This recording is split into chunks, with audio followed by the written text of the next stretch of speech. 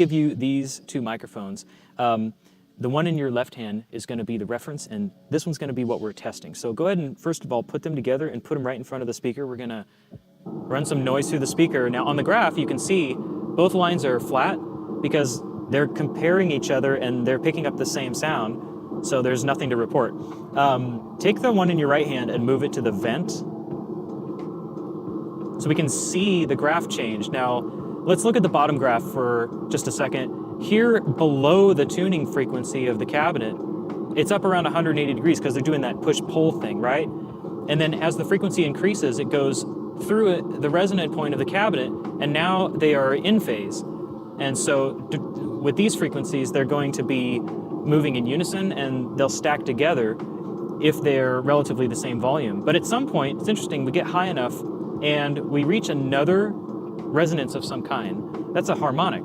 So you have the fundamental tuning frequency of the cabinet, but then at some point you have a harmonic where there's another phase shift that happens back to 180, and then you have more harmonics that constantly are shifting the phase a bunch, and it gets kind of crazy. That's why typically subwoofers have a limited range of frequencies that we can have where you get high enough and you have to cross it over with another speaker that takes over from there.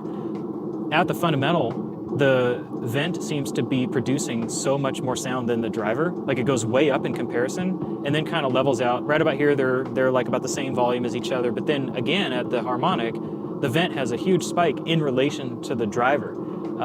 If you think about it, right here you have relatively the same volume between the vent and speaker, and they are in phase. That means they're going to combine well. But here where, again, these are, it's relatively the same volume, but you have a lot of 180 degrees of points of phase here.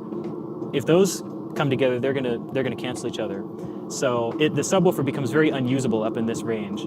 So what I've done here is I've changed the graph to where we're now using the actual input signal to the subwoofer as the reference, and then the white trace is the mic that you have in front of the driver, and then the yellow trace is the mic that's in front of the vent.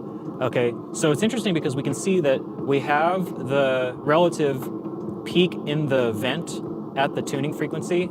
You can see how the driver actually becomes a lot less. So that's kind of interesting. As they undergo the phase shift here to becoming in phase, the driver gets less, the vent gets more, but then they kind of level out up here. They're in phase. And then we can see here this next harmonic. Again, we have a dip in the driver volume.